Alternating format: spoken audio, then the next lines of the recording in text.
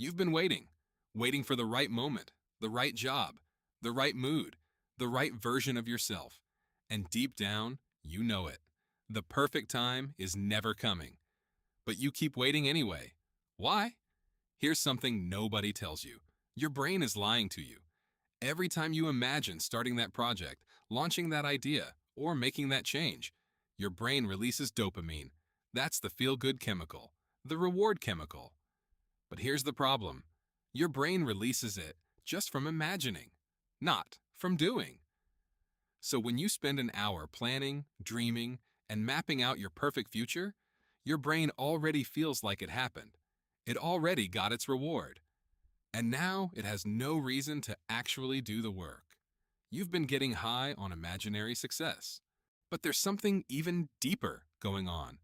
The real reason you're waiting? Fear? Not fear of failure.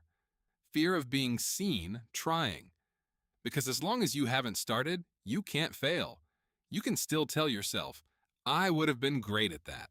I just wasn't ready yet. That story protects you. Psychologists call this self-handicapping.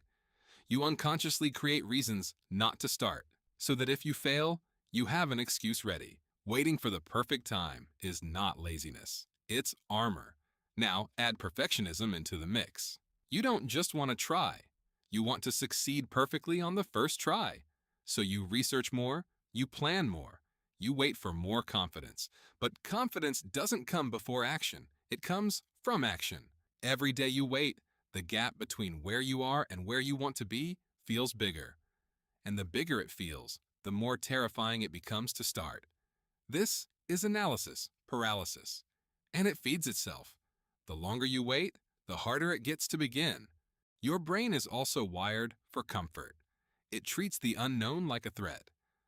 When you think about doing something new, changing careers, starting a business, having a hard conversation, your brain triggers the same alarm system it uses for physical danger. Your comfort zone isn't just a cozy place. It's a cage with invisible bars. And the cruel joke is, the more you avoid discomfort, the more sensitive you become to it. You don't grow out of fear by thinking. You grow out of it by doing. Here's the last piece of the puzzle. Most people are waiting for permission to become a different version of themselves.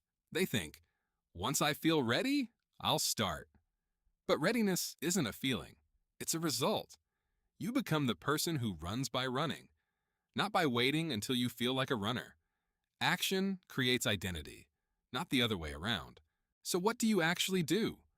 You start before you're ready, not with a massive leap, with the smallest possible step.